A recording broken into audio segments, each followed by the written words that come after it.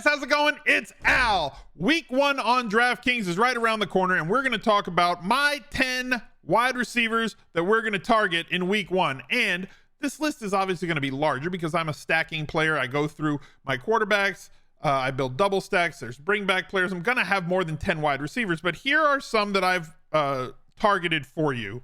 And I made sure to go at different price points. So it's like, oh, hey, look, the top 10 priced wide receivers are the top 10 projected wide receivers on the slate. No, I've got 3 guys at the high end. I've got a big chunk in the mid range. And then I've got 2 extreme value plays for you that we're going to talk about on this video. If you have not already checked out the quarterback and running back videos that we published the last couple of days, go watch those after you watch this one. Drop a like on this one, then go drop a like on them. Subscribe to the channel, ring the notifications bell, and leave a reply on every one of them telling me which player you like at those positions that I may or may not have mentioned. And let's go. He's a legend. The week 1 Smiz Gang Listener League, it's already 10% full, and it's not even the run up to week 1 yet. This is gonna fill early, so make sure you get in right now. Go to smizzle.tv/links if you want to get in there. I would also suggest that you join our Discord. If you're a channel member here on YouTube or a subscriber on Twitch, you get access to the VIP rooms in there where I hang out every single Sunday watching the games and sweating them with you guys. We have channels in there where people talk about tournament strategy, showdown strategy, cash game lineup, trying to figure out the optimal lineup for that. We have there's a cash game group, I think, that meets in there every Friday in the voice chat, everything. That's where you want to be. 6,000 members strong, the Smiz Gang Listener League, $10 to enter, 3 max, absolutely rake free. All the $55,000 that goes in is going to get paid out. I will shout out the winners on the recap video on the Al Smizzle Fantasy Football channel on Monday. The link for that can also be found in smizzle.tv/links. And we're going to have a tournament of champions in week 18 where the 17 winners will face off against each other in one large battle royale of a listener league for something. I'll get some swag added to that one for a giveaway. But let's get right to the picks. Tyreek Hill is going to lead it off for me at the high end. Like I said, I got 3 guys here between like 7,000 to the ceiling of 8,800 that I'm going to highlight for this. I think there were like 7 or 8 guys in that range. Hill is the one from the highest totaled game in a dome against the Chargers. This is, you know that he can break slates. He is the breaker of slates. This is what he does.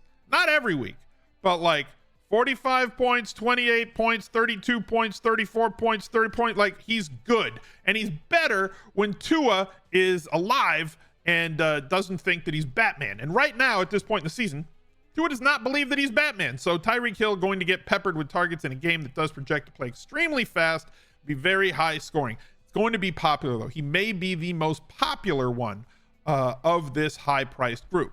Justin Jefferson, he's not going to be like a 5 under 5 guy, right? He's always going to have population on him, probably 10 to 15% if I had to guess.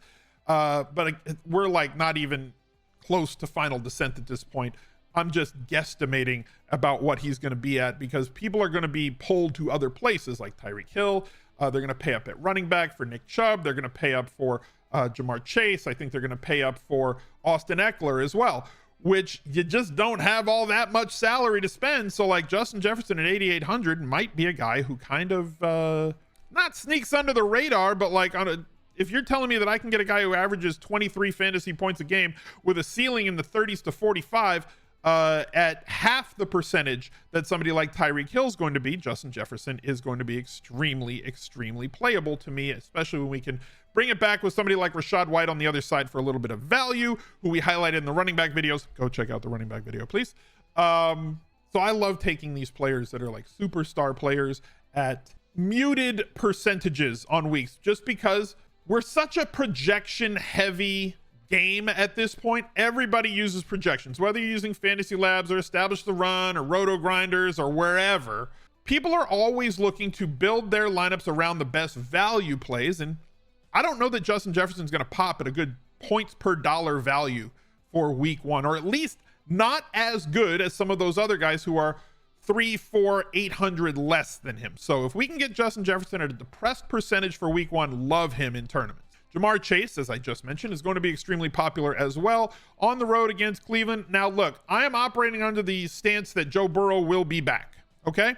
That's what I'm operating under. If Joe Burrow is not back, don't play Joe Burrow. If he does not play week 1, my expert advice to you: do not play Joe Burrow in week 1. And also, if Joe Burrow's out, I like Jamar Chase less, though his percentage will go way down, which also means that maybe I'd like him more for tournaments, but he'd be completely out of cash game consideration at that point. You know what he can do? Massive floor of targets every single week with huge touchdown and big play upside as well. Perfect play, in my opinion, especially as well as it correlates with some of the other value plays on the week in terms of primary stacks or secondary stacks. I think that Brown stacks are going to be extremely popular. If Burrow plays, he will be popular as well. Jamar Chase will have a large contingent of folks with him on tournaments as long as Joe Burrow plays.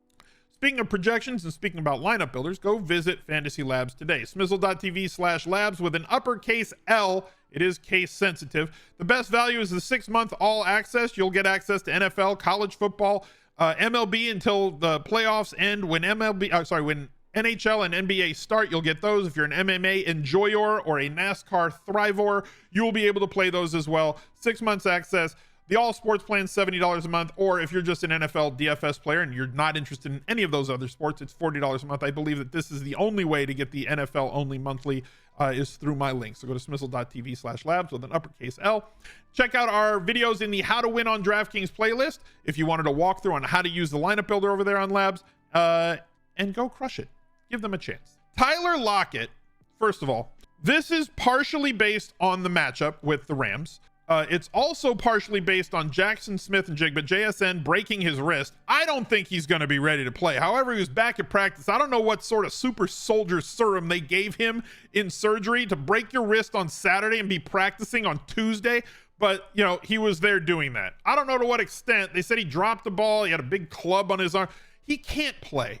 There's no way. My son broke his wrist spring break and wasn't able to play baseball until June. There's no way. And I'm not saying my son is some like superstar NFL athlete, but like 3 days out of surgery, that can't be good for you. So I'm going to guess that he's out, which means that Tyler Lockett was priced as though JSN was a part of this offense, and now he's not. This is going to be a great secondary stack, or if you like Geno doubles, a way to go would be to go with him and that other dude who's pretty good, Metcalf. For massive upside, you can bring back with any of the Rams that you want. It's not all that expensive. Solid value here. And a good floor of targets. He's been nothing if not consistent the last few years. 90 catches last year, over 1,000 yards, 9 touchdowns. Everybody flocks to DK Metcalf because of the big touchdown upside that he brings with him. But like every once in a while, we get those 30-point upside games. So you've got most of the time he's in the teens, but the 30 to 40-point upside from Tyler Lockett, we've seen multiple 3 touchdown games from him in the past. And I think that this offense is going to be an offense that outperforms their ADP in terms of your drafts because everybody else's heads are turned in other directions. The players, the drafter. Amari Cooper, perfect bring back play for Jamar Chase, assuming that Burrow plays. I think that Brown's doubles are going to be extremely popular in week 1. I really do. Because the wide receivers are not expensive. Watson, also not expensive. And Amari Cooper has looked very good in this offense. He is only $5,800, a glaring price for week 1, especially considering all the players around him. You're getting a wide receiver 1 at sub 6K. Love the floor upside combo here. I think that he's going to be a cash game consideration in week 1, as well as a couple of other players on this, but also has tournament upside if played the right way. Mike Williams, not as cash game viable, in my opinion, for week 1. Not somebody I'd probably want to play in head-to-heads. I think that you're looking more at Amari Cooper in that range, or one of the other couple of guys that I'm going to talk about for the rest of this video. But big time upside here in that game. Bring back play for Tyreek Hill as a part of a primary stack or a double, going to Mike Williams or Keenan Allen. I think that the most popular one's going to be Eckler, because you can definitely get to Tyreek Hill, Austin Eckler secondaries. It's not restrictive because of some of the values that have opened up due to injury, and the mid class of players, as you're seeing, are priced very friendly. There's a wider gap for Mike Williams between his floor and his ceiling than most wide receivers. You see 22, 3.7, 26, 8.5, 28. So like this is a swing. It's a home run or it's a strikeout, right? It's a 2 outcome sort of play that we're looking at with Mike Williams. But that's perfect for GPPs, especially if you're trying to swing for the fences with the highest totaled game on the slate. Brandon Ayuk at 4,900. This just feels far too cheap. This feels like a cash game play to me, where, yeah, there's a lot of mouths to feed, but a player who's coming into his own throughout last season, I did not hate the way that he played with Purdy down the stretch. This was very strong, definitely has a rapport. It looks like it was there through the preseason. He's cheaper than both the other two top options on this team in Christian McCaffrey and Deebo Samuel, but I don't think he's going to project to be that far below them in terms of target market share, and has a lot of touchdown upside that he brings with him, specifically because that he's not going to be facing any team's number one cover corner. Courtland Sutton has been a must draft for me all season long. Round 9, round 8.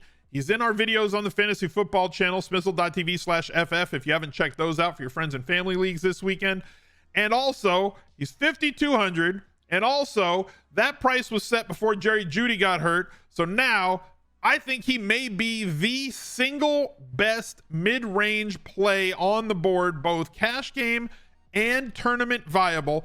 Going up against Las Vegas, we know where the ball is going to go there, whether it's going to be Josh Jacobs or Devontae Adams. Very easy to build a primary stack through Russ Wilson. I know you just vomited a little bit at the back of your throat. It's fine. Drink some water.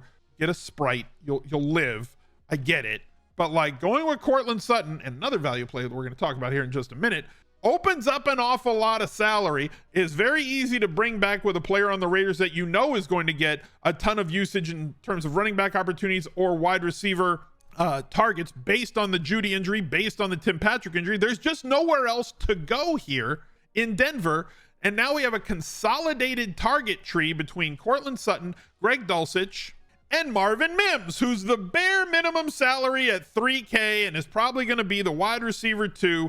He is a more talented player than the other wide receiver there. I think he is going to command more targets as well. I think that he's going to be the number 2 guy in terms of targets in week 1. The only way he's not number 2 is if Dulcich out targets him in this spot, but he opens up so much room. If he gets 5 or 6 targets in this game, with DraftKings scoring being full PPR, with the possibility of bonuses. Now, I'm not projecting a 100-yard bonus for him. If he falls into the end zone at $3K, it's a profit. 1 catch for 2 yards and a touchdown, like we're dancing. It's easy. If he gets 5 catches for 45 yards, that's a profit on $3K and allows you to spend anywhere else. So Marvin Mims might be a cash game lock for week 1. And if you want to spend up at running back, flex, and a wide receiver, pairing him with somebody like Elijah Moore at 3,800, also not a bad idea. Playing opposite of Amari Cooper. I told you that Browns doubles are going to be en vogue in week 1 because of how much room they open up for you, how much juice is on the other side in terms of a bring back player, and what else you can do with that roster. He's not expensive. He's 3,800.